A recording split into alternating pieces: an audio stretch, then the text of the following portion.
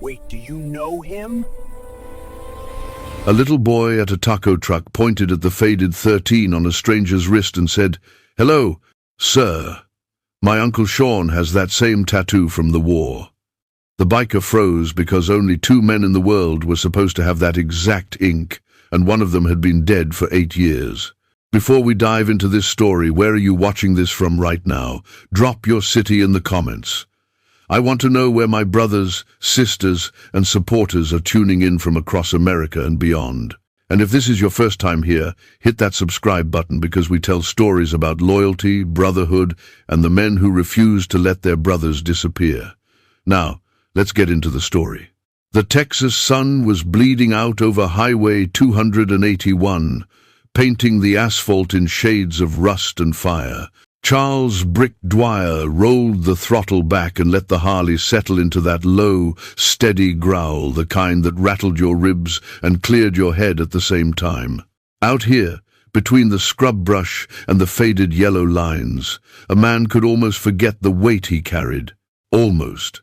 His right hand gripped the throttle, knuckles scarred and sun-browned, the faded ink on his wrist catching the last of the daylight. A crooked little 13 inside a broken circle. Most people saw it and thought, biker number, outlaw code, something dangerous. They didn't know it was a tombstone for a brother with no grave. Brick had been riding alone for a long time now. The club had drifted like smoke after a fire. Hawk took a job out of state. Brando found God or trouble depending on who you asked.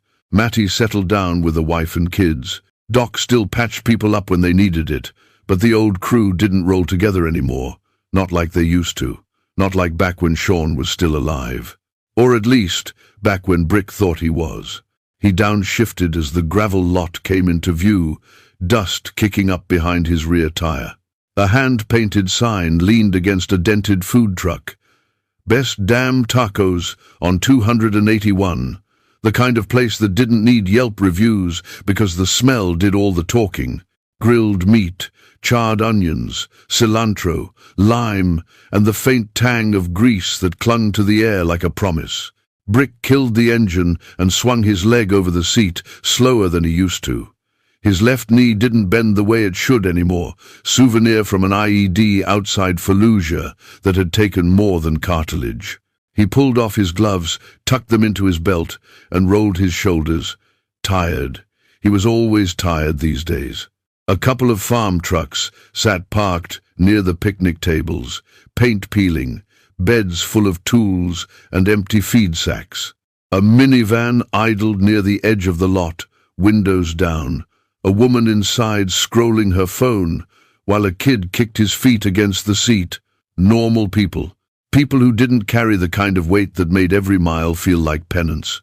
Brick stepped up to the window, the metal counter warm under his forearms as he leaned in.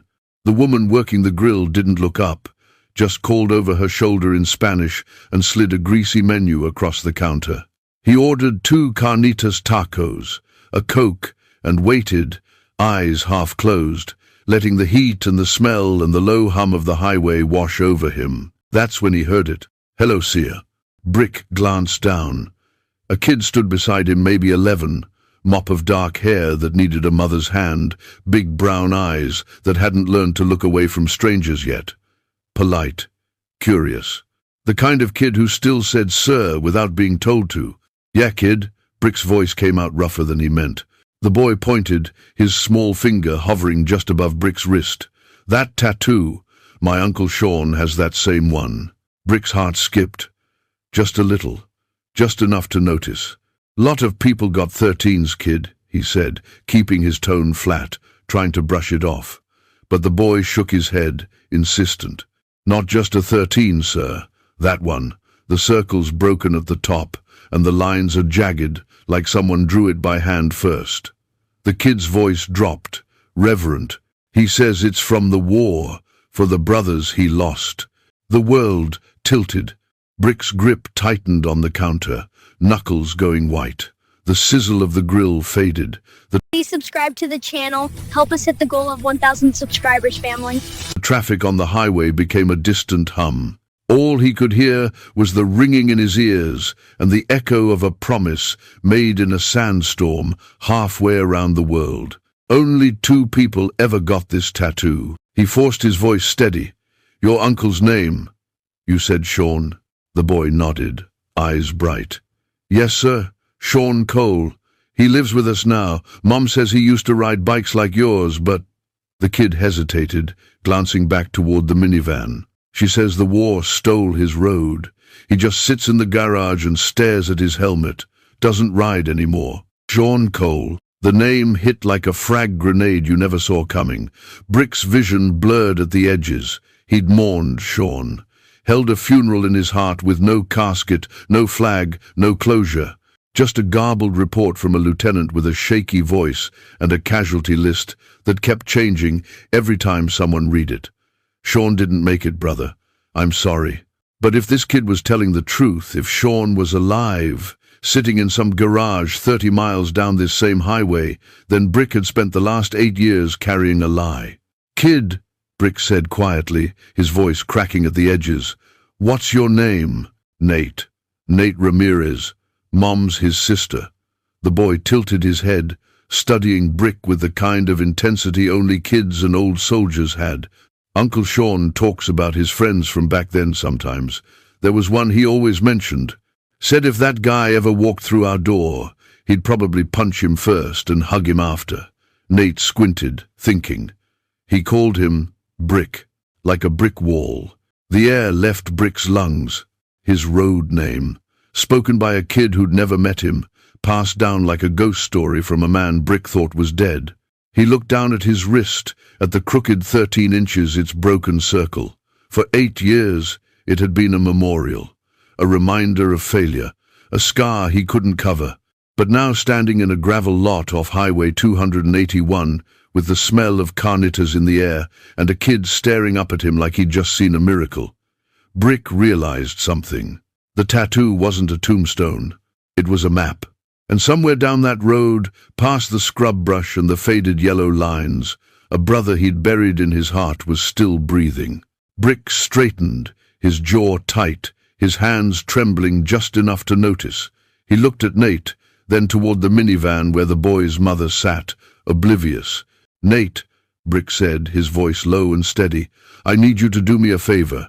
The boy nodded, serious now, sensing the weight of the moment. "I need you to take me to your uncle." Nate's eyes went wide. "You're him? You're Brick?" Brick didn't answer. He just stared at the 13 on his wrist, the ink that had haunted him for nearly a decade, and felt something he hadn't felt in a long, long time. Hope. And it scared the hell out of him. Iraq, 2006, before the tattoo became a tombstone, it was a promise. Brick could still remember the night they designed it, sandstorm hammering the tent walls like the devil himself was trying to get in, generator coughing diesel fumes, and Sean Cole hunched over a paper plate with a ballpoint pen, sketching lines that looked more like chicken scratch than ink-worthy art. "13's bad luck," Sean had said, squinting at his own drawing.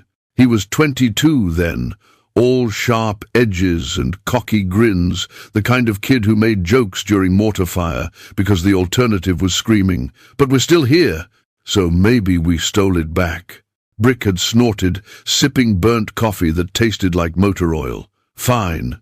We'll put it where we'll see it every day. Right hand.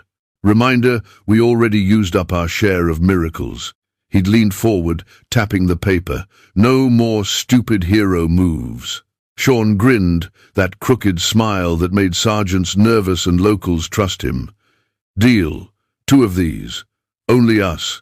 If anyone else ever has this exact 13, we track 'em down and beat it off with sandpaper." They'd laughed, the kind of laughter that kept men sane in a place designed to break them. A week later, some local guy with a tattoo gun and questionable hygiene inked it into their skin in the back of a supply tent. It hurt like hell. They were proud of it anyway. The 13 wasn't just a number. It was a pact, a reminder, a middle finger to the universe that kept trying to kill them. And then the universe tried harder. Brick didn't remember much about the day Sean died. or the day he thought Sean died. IED on a supply route outside Ramadi. Dust, fire, screaming metal, the taste of blood and sand. He'd woken up in a field hospital with a ringing in his ears that wouldn't stop and a medic telling him his leg was still attached, barely. When he asked about Sean, the answers got murky. Conflicting reports, casualty lists that changed every time someone read them. Confusion over who made it, who didn't. By the time Brick's boots hit American soil again, somebody with a straight face and a trembling voice said, "Sean didn't make it, brother. I'm sorry." No body, no flag-draped coffin, just absence, just silence. Brick came home to San Antonio with a limp he pretended didn't bother him and a 13 on his wrist that felt heavier every day. The club was waiting Hawk Delgado, their road captain with a sixth sense for danger, Sean Doc Riley, who patched everyone up with duct tape and whiskey. Brando, loud and wild and loyal to a fault. Matty, the quiet wheelman, with a scar for a smile. They helped him build something like a life. Runs, bar nights, toy drives, funerals, always funerals. But Sean's funeral was the one Brick couldn't attend because there was no casket to stand beside. Just a name on a list and a hole in his chest that whiskey couldn't fill. He'd tried to find answers, called the VA, the unit liaison, anyone who'd pick up the phone. But the Army's bureaucracy was a maze designed to lose people, and Sean Cole had been lost in it. Eventually, Brick stopped calling, stopped asking, accepted the silence as truth. The club drifted after that. Hawk took a job in Oklahoma. Brando got arrested, then sober, then something in between. Matty married a schoolteacher and hung up his cut. Doc kept riding, but slower, quieter, like the road had lost its pull. By the time Nate Ramirez pointed at Brick's wrist in a gravel lot off Highway 281, the old crew was scattered across Texas like ashes in the wind. And Sean, who was supposed to be dead, was sitting in a garage 30 miles away, staring at a helmet he couldn't bring himself to wear. Brick stood outside the taco truck now, phone pressed to his ear, hands shaking. Nate and his mother, Rosa, waited by the minivan, watching him with wary eyes. Rosa didn't trust bikers, couldn't blame her, but she'd agreed to let Brick follow them home, on one condition. If this goes bad, you leave. My son doesn't need more damage. Brick nodded. He understood. He'd caused enough damage already. He dialed Doc first. 3 rings, then a gravelly voice. "Brick? That you?" "Yeah, Doc. Listen, I need you to sit down." "I'm already sitting. What's wrong?" Brick swallowed hard. "Sean's alive." Silence. Then quietly, "Say that again." "Sean Cole. He's alive. Living with his sister in Seguin. Some kid just recognized the 13 on my wrist. Same one. Exact same one." Doc's breath hitched. "Jesus Christ. Brick. You sure?" "Kid knew things. Knew my road name. Knew Sean talks about me." Brick's voice cracked. "He's been sitting in a garage for 8 years thinking we all forgot about him." Another long silence. Then Doc's voice, thick with emotion. "Where are you?" "Highway 281, about to follow the kid home." "I'm coming. Give me 2 hours." "Doc." "I'm coming, Brick, and I'm calling Hawk, and Brando, and Matty. If Sean's alive, he needs to know his brothers didn't forget him.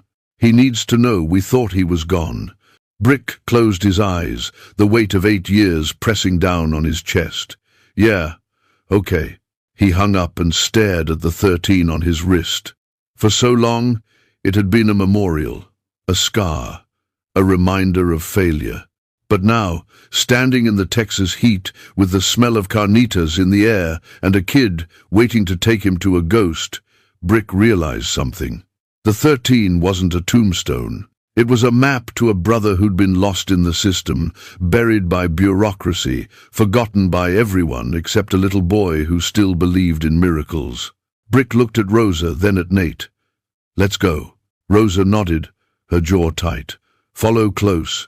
And Brick, If you hurt him worse than he already is, I'll make sure you regret it. Brick met her eyes. Ma'am, I've been regretting this for 8 years. Let's see if we can fix it. He kicked his Harley to life, the engine roaring like a prayer, and followed the minivan down Highway 281 toward a reunion he'd never thought possible, toward a brother he'd buried in his heart, toward the truth. The ride to Seguin felt longer than any convoy Brick had ever run in Iraq. Every mile stretched, every stoplight an eternity. He kept Rosa's minivan in sight, 2 car lengths back, hands tight on the grips, mind racing faster than the engine. What if Sean didn't want to see him? What if 8 years of silence had turned grief into anger? What if the kid was wrong, and this was some cruel coincidence? But Nate had known his road name, had described the exact tattoo, the broken circle, the jagged lines. That wasn't coincidence, that was Sean. They pulled off the highway into a neighborhood that looked like 1,000 others across Texas, single-story houses with chain-link fences, American flags on porches, kids' bikes in driveways, trucks parked on lawns. The kind of place where people worked hard, kept their heads down, and didn't ask too many questions. Rosa's minivan turned into a driveway, and Brick pulled up to the curb, killing his engine. The sudden silence felt wrong. He could hear his own heartbeat, the ticking of the cooling motor, a dog barking 3 houses down. Nate hopped out first, eyes bright with excitement.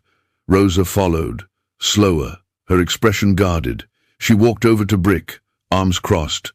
"He's in the garage," she said quietly. "Has been since noon, same as every day." Brick swung off the bike, his bad leg protesting. "Does he know I'm coming?" "No. Didn't want to get his hopes up in case you were full of shit." Her eyes were hard, protective. "My brother came home broken, Mr. Dwyer. The army told us he was wounded, then lost him in the system for 6 months. By the time we found him, he'd already decided everyone had moved on without him. He won't talk about the war, won't ride, won't leave the house most days." Brick's jaw tightened. "The army told me he was dead." Rosa's expression softened, just a fraction. "Then I guess you were both lied to." Nate tugged on Brick's sleeve. "Come on, I'll show you." They walked up the driveway, past a rusted basketball hoop and a flower bed that needed weeding. The garage door was half open, dim light spilling out. Brick could smell motor oil, dust, stale coffee, the scent of a man hiding from the world. Nate ducked under the door first. "Uncle Sean? I brought someone." A voice from inside, rough and tired. "Kid, I told you I'm not hungry." "It's not about food," Nate said, glancing back at Brick with a grin. Brick stepped into the garage, and the world narrowed to a single point. There, sitting in a folding chair beside a tarp-covered motorcycle, was Sean Cole. Older, thinner, beard streaked with grey, scars on his forearms that hadn't been there before. Eyes that had seen too much and believed in too little. But it was him. Same crooked nose from a bar fight in Killeen. Same scar above his left eyebrow from a training accident. Same hands that had once helped Brick drag a wounded Marine out of a burning Humvee. Sean looked up, annoyed at first, then confused. His eyes locked on Brick, and for a long moment, neither of them moved. Then Sean's gaze dropped to Brick's right wrist. The 13. Sean slowly lifted his own hand, showing the matching ink. Same broken circle, same jagged lines, same promise made in a sandstorm a lifetime ago. "Brick?" Sean's voice cracked, disbelief and anger and hope all tangled together. Brick's throat tightened. "Yeah, it's me." Sean stood, the chair scraping against concrete. "Where the hell have you been?" "They told me you were dead." Brick said, his voice raw. "Casualty report. Kaya. I looked for you, Sean. I called everyone I could think of. They said you didn't make it." Sean's face twisted. "I woke up stateside with no one there, no unit, no brothers. I tried to find you, tried to find the club. Nothing. I thought you all moved on. Thought I was just another name you drank to and forgot." "I never forgot," Brick said, stepping closer. I carried you every damn day, that 13 on my wrist. It was a tombstone, Sean. For you, for the brother I thought I lost. Sean's hands clenched into fists. You should have looked harder. You should have called louder. They stood there, two broken men staring at each other across 8 years of silence and lies and bureaucratic failure. The anger hung between them, thick and suffocating. Then Sean grabbed Brick by the front of his cut and pulled him into a rough, desperate hug. "You're late, man," Sean choked out, his voice breaking. Brick held on tight, eyes burning.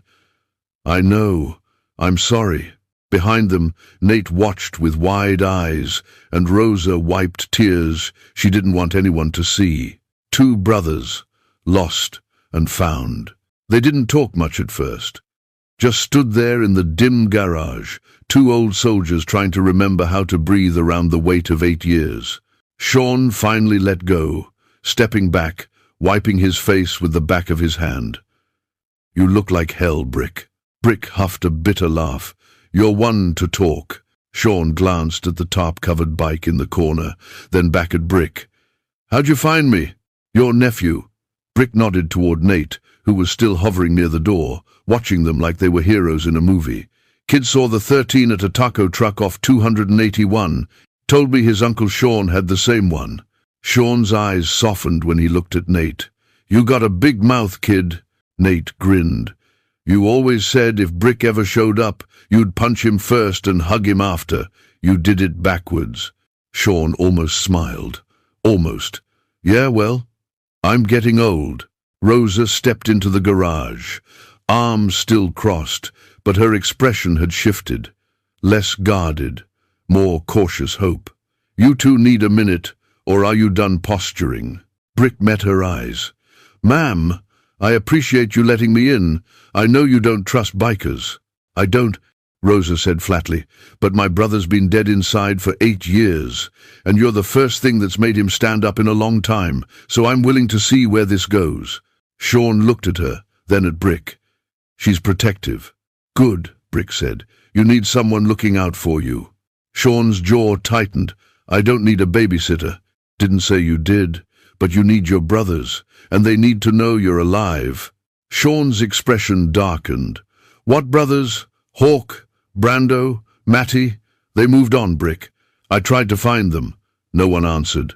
"Because they thought you were dead," Brick said, his voice hard. "Same as me. We all mourned you, Sean, held our own funerals in bars and on back roads. You think we just forgot?" Sean looked away, his hands shaking. "Felt like it." Brick stepped closer, his voice dropping. "I called Doc on the way here. He's coming. So's Hawk. Probably Brando and Matty, too. They need to see you. They need to know the army lied to all of us." Sean's breath hitched. "Doc's coming?" 2 hours out, maybe less knowing him. For the first time since Brick walked into that garage, Sean's eyes filled with something other than anger. Hope. Fragile, terrified hope. "I don't know if I can do this," Sean whispered. "You don't have to do it alone," Brick said. "That's what brothers are for." Rosa cleared her throat. "I'm making coffee. You two sit down and figure out what the hell happened before you start crying on each other again." Nate giggled, and even Sean cracked a small smile. They sat on overturned crates, the tarp-covered bike between them like a ghost. Brick pulled 2 bottles of water from a cooler in the corner and handed one to Sean. "Start from the beginning," Brick said. "What happened after the IED?" Sean took a long drink, then set the bottle down. "Woke up in a field hospital. Couldn't hear right for a week. They patched me up, shipped me stateside, and then nothing. Paperwork got screwed up. I was listed as wounded, then MIA, then just lost in the system. Took 6 months before Rosa tracked me down through some VA advocate." "And you didn't call the club?" Sean's face hardened. "I tried. Called the clubhouse. Number was disconnected. Tried to find Hawk online. Nothing. I figured you all moved on. Figured I was just another casualty you toasted and forgot." Brick shook his head. "We shut down the clubhouse 2 years after you died. Rent got too high, and half the guys drifted. But we didn't forget you, Sean. I've got your name on a plaque in my garage. Doc keeps a photo of you on his bike. Hawk still wears the patch you gave him." Sean's voice broke. "I thought I was alone. You weren't. You never were. The system failed us. The army failed us. But your brothers didn't." They sat in silence, the weight of 8 years settling between them. Outside, the sun was starting to set, casting long shadows across the driveway. Finally, Sean spoke. "The bike under that tarp. It's the one I rode before I deployed. Haven't started it since I got back. Couldn't. Every time I looked at it, I saw all of you, and it hurt too much." Brick stood, walked over to the tarp, and pulled it off. Underneath was a Harley Softail, dusty but intact, the kind of bike that was built to last. "Let's change that," Brick said. Sean stared at the bike, then at Brick. "You think it'll even start?" Only one way to find out. The Harley didn't start on the first try, or the second, but on the third, the engine coughed, sputtered, and roared to life, filling the garage with the deep, throaty rumble that every biker knows in their bones. Sean sat on the seat, hands on the grips, eyes closed. For a moment, he didn't move, just listened, felt the vibration through his legs, his chest, his skull, the sound that used to mean freedom, brotherhood, home. Brick stood beside him, arms crossed, watching. He didn't say anything, didn't need to. Some things didn't require words. After a minute, Sean killed the engine. The silence that followed felt different, lighter. "Forgot what that felt like," Sean said quietly. "It's still there," Brick said. "The road. It's still waiting." Sean looked at him, eyes red-rimmed. "I don't know if I can ride it, Brick. Every time I think about getting on, I see the convoy, the dust, the explosion. I see your face right before everything went black." Brick pulled up a crate and sat down. "Then we start small, around the block, just you and me. No pressure, no expectations." Sean shook his head. "What if I freeze up? What if I can't do it? Then we come back here, and we try again tomorrow, and the day after that, however long it takes." Sean stared at the bike, then at his wrist. The 13, the promise they'd made in a sandstorm. "No more stupid hero moves. We already used up our miracles." "I thought I used up all my miracles," Sean said. "Thought I was living on borrowed time." "Maybe we both were," Brick said. "But we're still here, and that means something." The sound of engines rumbled in the distance, growing louder. Sean's head snapped up. "That's Doc," Brick said, standing. "Told you he was coming." 2 bikes pulled up to the curb, Doc's Road King and Hawk's Diner. Behind them, a pickup truck with Brando behind the wheel and Matty riding shotgun. Sean stood slowly, his legs unsteady. "They're all here?" "Every one of them." Doc was the first through the garage door, his grey beard wild, his eyes wet. He took one look at Sean and stopped dead. "Jesus Christ," Doc whispered. "It's really you." Shane's voice cracked. "Hey, Doc." Doc crossed the garage in 3 strides and pulled Sean into a bear hug that would have cracked ribs on a smaller man. "You stubborn son of a bitch, we thought you were dead. I thought you all forgot about me." "Never," Doc said fiercely. "Not once, not ever." Hawk came in next, tall and quiet, his eyes scanning Sean like he was checking for injuries. "You look like hell, brother." Sean laughed, a broken, wet sound. "You too." Brando burst in, loud as ever. "Holy shit! Sean Cole, back from the dead. This is some biblical-level stuff right here." Matty followed, slower, more cautious. He stopped a few feet away, hands in his pockets. "Heard you were gone, man. Heard it from 3 different people. Army screwed up," Sean said. "Lost me in the system." Matty nodded slowly. "Well, glad they were wrong." They stood in a loose circle. 6 men who'd ridden together, fought together, bled together. The years had changed them more grey, more scars, more weight in their eyes, but the bond was still there, unbroken. Rosa appeared in the doorway with a tray of coffee mugs. "You boys planning to stand around crying, or are you going to sit down and talk like adults?" Doc grinned. I like her. They pulled up crates, chairs, anything they could sit on, forming a rough circle in the garage. Nate sat on the steps, watching, absorbing every word. All right, Hawk said, his voice steady. Let's get this straight. What the hell happened? Sean told his story. The explosion, the confusion, the field hospital, the paperwork nightmare, the 6 months of being lost in the VA system, coming home to find the clubhouse closed, the numbers disconnected, the brothers scattered.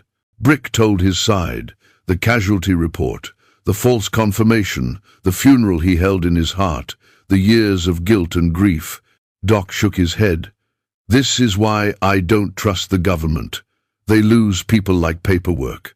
22 a day, Hawk said quietly. 22 vets a day take their own lives because the system fails them. Sean could have been one of them.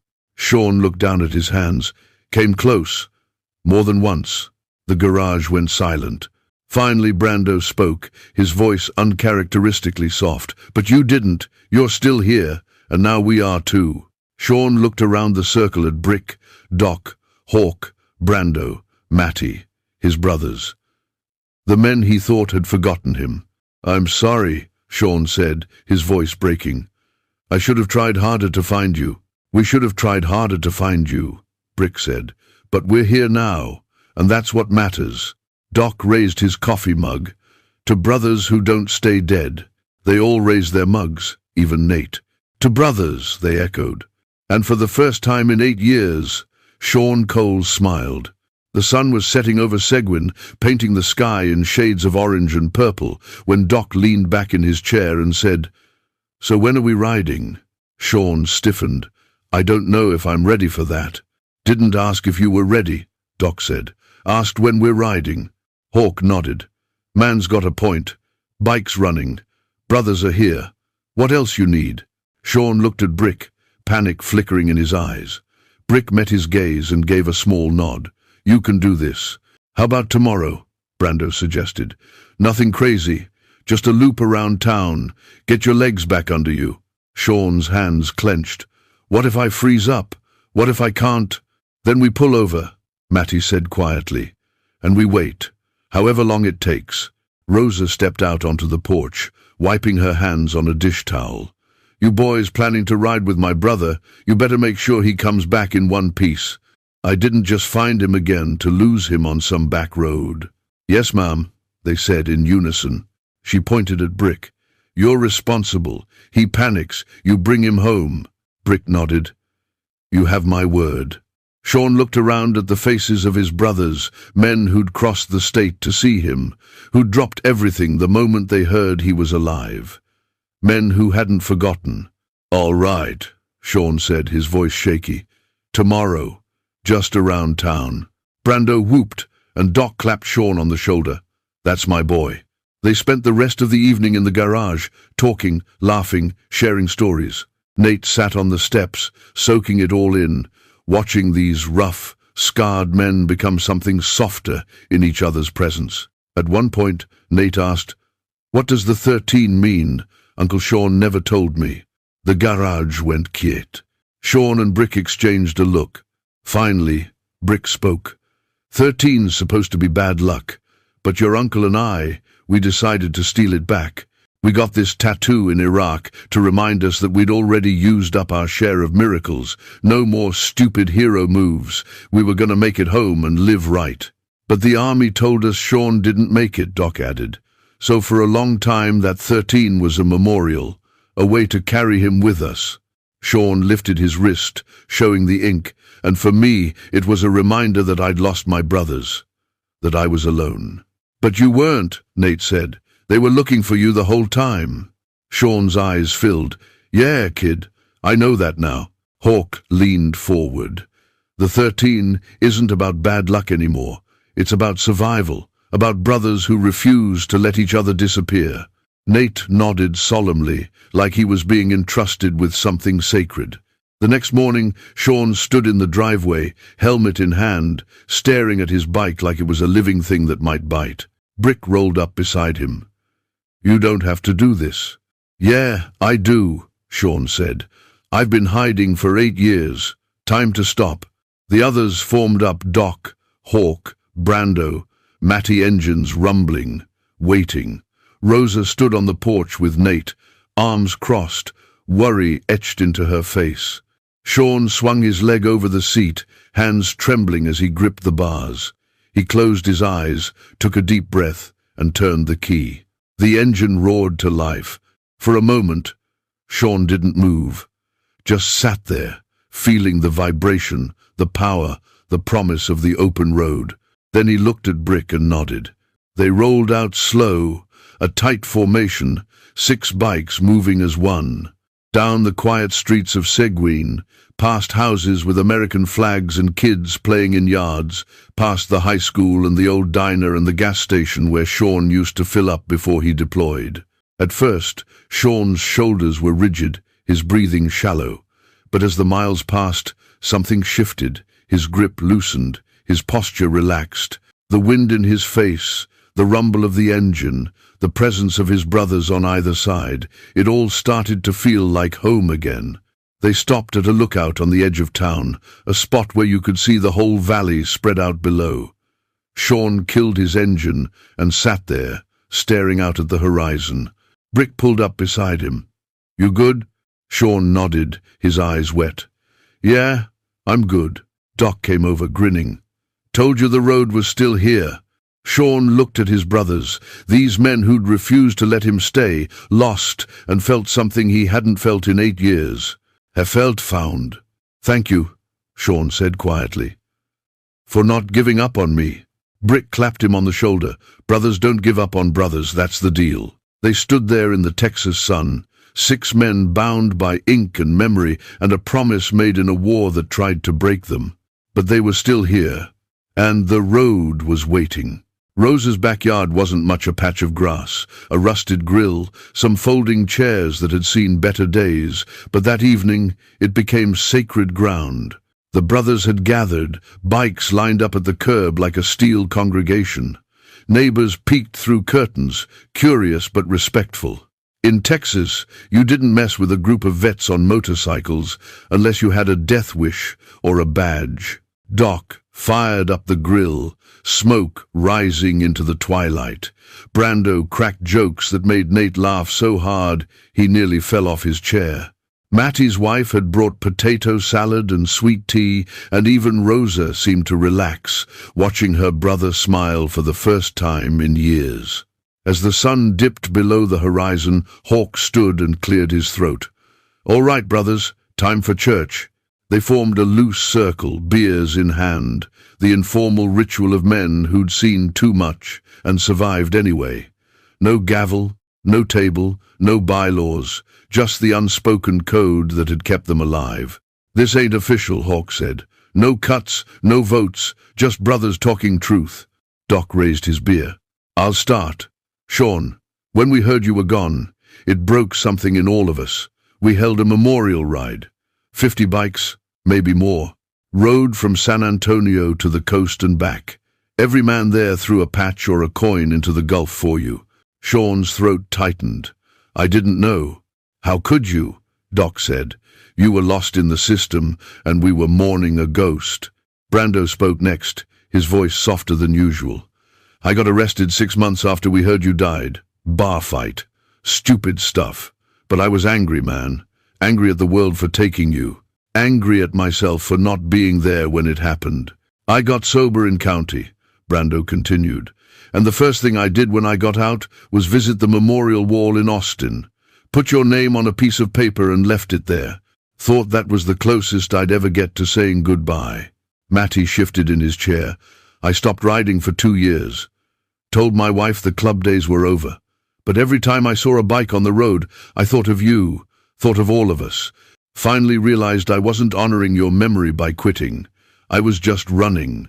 Hawk stared into his beer. "I took a job in Oklahoma because I couldn't stand being in San Antonio without you. Every street, every bar, every road, it all reminded me of the brother I lost. Thought distance would help. It didn't." Brick was last. He looked at Sean, his voice rough. "I carried you every day. That 13 on my wrist was a scar I couldn't heal. I'd wake up some mornings and forget you were gone, and then I'd remember, and it was like losing you all over again. Sean's hands shook. I thought you all moved on, thought I was just another name you drank to and forgot. Never, Doc said fiercely. Not once. Sean looked around the circle, tears streaming down his face. I'm sorry. I should have tried harder. Should have. Stop, Brick said. We all should have tried harder. But the enemy wasn't us. It was the silence, the system that lost you, the bureaucracy that failed us both. Hawk nodded. 22 a day, brothers. 22 vets take their own lives because the system fails them, because they think no one cares, because they're lost and alone and can't find their way back. Sean could have been one of them, Doc said quietly, but he's not. He's here, and that means we don't waste another damn day pretending we're already dead. Brando raised his beer. To brothers who don't stay lost. To brothers who don't give up, Matty added. To the road that brought us back, Hawk said. Brick looked at Sean. To stealing back the 13. They all raised their beers, even Nate, who held up his soda can with a solemn expression. To brotherhood, they said in unison. Sean wiped his eyes, his voice breaking. I don't know how to thank you. You don't have to, Brick said. You're here, that's enough. Rosa stepped off the porch, her own eyes wet. You boys are a bunch of sentimental fools. Doc grinned. Yes, ma'am, and proud of it. She shook her head, but she was smiling. All right, who wants brisket? As they ate and talked and laughed under the Texas stars, Nate watched from the steps, absorbing every word. He saw what brotherhood looked like, what loyalty meant, what it took to refuse to let a brother disappear. And he understood, for the first time, why his Uncle Sean had kept that 13 on his wrist all these years. It wasn't a scar. It was a promise. The morning of the real ride, Sean woke up before dawn, heart pounding, sheets soaked with sweat. He dreamed of the convoy again, dust, fire, the taste of blood and sand. But this time, when he looked around, his brothers were still there. Brick, Doc, Hawk, still breathing, still riding. He sat on the edge of the bed, staring at the 13 on his wrist, and made a decision. Today, he was taking his road back. By the time the sun crested the horizon, 6 bikes were lined up in Rosa's driveway. Brick, Doc, Hawk, Brando, Matty, and Sean. The old crew together again. Rosa stood on the porch, arms crossed, worry etched into every line of her face. You bring him back in one piece, or I'm hunting all of you down. Yes, ma'am, they chorused. Nate ran up to Sean, holding his helmet. You got this, Uncle Sean. Sean took the helmet, his hands steadier than they'd been in years. Thanks, kid. Brick rolled up beside him. We're gonna take the long way. Out past Canyon Lake, through the hill country. Nice and easy. You need to stop, you signal. No judgment. Sean nodded. Let's do it. They kicked their bikes to life, the rumble echoing through the quiet neighborhood. One by one, they rolled out, forming a staggered line, Hawk in front, as road captain, Brick and Sean side by side in the middle, Doc, Brando, and Matty bringing up the rear. The first few miles, Sean's shoulders were tight, his breathing shallow. Every sound made him flinch a backfire from Brando's exhaust, a truck horn on the highway. But Brick stayed close, steady, a constant presence on his left.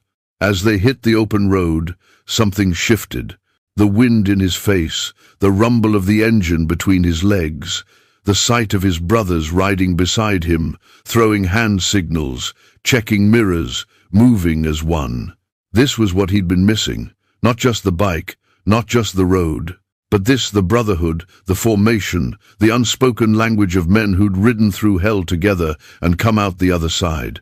They passed through small towns with names like Gruen and New Braunfels, past fields of bluebonnets and live oaks, past roadside diners and gas stations where old men sat on benches and watched them roll by. At one point, a group of younger riders passed them going the opposite direction. The lead rider threw 2 fingers down the biker's salute, the sign of respect. Sean's hand moved on instinct, returning the gesture. It hit him harder than he expected. That simple motion, that acknowledgement of brotherhood, felt like coming home. They stopped at a lookout overlooking Canyon Lake, the water shimmering in the midday sun. Sean killed his engine and sat there, staring out at the horizon, his chest tight with emotion. Brick pulled up beside him. "You good?" Sean nodded, his voice thick. "Yeah, I'm good." Doc came over, grinning. "Told you the road was still here." Sean looked at his brothers, these men who'd refused to let him stay lost, who'd crossed the state to find him, who'd reminded him what it meant to be alive. "I thought the road was gone," Sean said quietly. "Thought the war took it from me." "War takes a lot of things," Hawk said, "but it can't take this, not unless we let it." Brando clapped Sean on the shoulder. "You're back, brother, and we're not letting you disappear again." They stood there in the Texas sun, 6 men bound by ink and memory, and a promise that had survived war, bureaucracy, and 8 years of silence. "One more stop," Brick said. "There's a place I want to show you." They rode another 20 miles to a small veterans memorial on the outskirts of San Marcos. A simple stone wall with names etched into it, men and women who'd served, who'd sacrificed, who'd come home or hadn't. The brothers parked and walked up to the wall in silence. Brick pulled a small patch from his pocket, an old club patch with Sean's road name on it, and placed it at the base of the wall. "I left this here 3 years ago," Brick said. "Thought it was the closest I'd ever get to giving you a proper memorial." Sean stared at the patch, his throat tight. "I'm not dead, Brick. I know that now." Brick picked up the patch and handed it to Sean. "Time to take it back." Sean held the patch, his hands trembling. Around him, his brothers stood in a loose circle, silent witnesses to a resurrection. "I'm still here," Sean said, his voice breaking. "We're still here." "Yeah," Brick said, "we are." And for the first time in 8 years, Sean Cole believed it. 3 months later, the garage in Seguin looked different. The bike was no longer under a tarp. The helmet sat on a shelf, polished and ready. Tools hung on pegboards, organized and used. And on the wall, a framed photo, 6 men on 6 bikes, somewhere in the Texas Hill Country, 2 fingers down. Sean stood in the driveway, watching Nate practice hand signals on a dirt bike Brick had helped him fix up. The kid was a natural, fearless and focused, soaking up every lesson like gospel. "Left turn," Sean called out. Nate's left arm shot out, straight and steady. "Right turn." Right arm, bent at the elbow, fist up. "Hazard in the road." Left arm down, pointing. "Good," Sean said, grinning. "You keep that up. Maybe we'll let you ride with us someday." Nate's eyes lit up. "Really?" "When you're older, and when your mom says it's okay." Rosa stepped out onto the porch, shaking her head. "You're turning my son into a biker." "Could be worse," Sean said.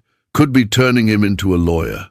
She laughed, and Sean realized how long it had been since he'd heard that sound, how long it had been since he'd felt light enough to make jokes.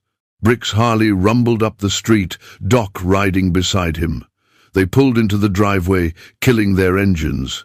"Thought you two were in San Antonio," Sean said. "We were," Brick said, pulling off his gloves, "but we got something for you." Doc reached into his saddlebag and pulled out a folded piece of leather, a cut, worn and faded, with patches and pins that told a story of miles and brotherhood. Sean's breath caught. "Is that your old cut?" Doc said. "Found it in storage. Figured it was time you had it back." Sean took the cut, his hands trembling. He ran his fingers over the patches, his road name, the club logo, the American flag, the small 13 he'd sewn on himself before he deployed. "I don't know if I can wear this again," Sean said quietly. "I'm not the same man I was." "None of us are," Brick said. "But that doesn't mean you're not still a brother." Sean looked at the cut, then at Brick and Doc, then at Nate, who was watching with wide, hopeful eyes. "What do you think, kid?" Sean asked. "Should I put it on?" Nate nodded solemnly. "Uncle Sean, you've been a biker the whole time. You just forgot for a while." Sean's eyes filled. He slipped the cut on, the weight of it familiar and foreign all at once. It fit like it had never left. Brick clapped him on the shoulder. "Welcome back, brother." That evening, they rode out to the memorial wall in San Marcos. This time, Sean didn't leave a patch. Instead, he placed a small sticker, a custom design he and Brick had made together. The 13 inches its broken circle with 2 words underneath, "Still here." "This is for the brothers who didn't make it," Sean said quietly, "and for the ones who did, but forgot how to live." Brick stood beside him, their matching tattoos catching the fading light. "We stole it back, didn't we? The 13, from the war, from the silence, from the grave they tried to put us in." Sean nodded. "Yeah, we did." They stood there as the sun set, 2 old war bikers who'd been lost and found, who'd mourned each other and been resurrected by a little boy at a taco truck and a tattoo that refused to let them stay dead. Behind them, Doc, Hawk, Brando, and Matty stood in a loose line, hands over their hearts, honoring the names on the wall. Nate stood beside Rosa, his hand in hers, watching the men who'd taught him what brotherhood looked like. "Mom," Nate whispered, "when I grow up, I want to be like them." Rosa looked at her brother standing tall, shoulders back, alive in a way he hadn't been in years, and smiled through her tears. "Then you'll be a good man, Maijo." As they rode back to Seguin, the sun sinking behind them, Sean felt something he hadn't felt in 8 years. Peace. The 13 on his wrist wasn't a tombstone anymore. It wasn't a scar. It was a promise kept, a miracle stolen back, a reminder that some bonds couldn't be broken by war or bureaucracy or time. It was a symbol of survival, of brotherhood, of men who refused to let each other ride alone. And as a lone biker passed them on the highway, throwing 2 fingers down, Sean and Brick returned the gesture in perfect unison. Still here, still riding, still brothers. If you believe that brotherhood means never giving up on a lost brother, and that some bonds can survive war, bureaucracy, and 8 years of silence, like and share this story. Subscribe now for more stories like this, stories that honor the men and women who serve, who ride, and who refuse to let their brothers fight alone. Also, check out the 2 videos showing on the screen right now, specially crafted for you. Some tattoos aren't just ink, they're maps to brothers we thought we'd lost forever.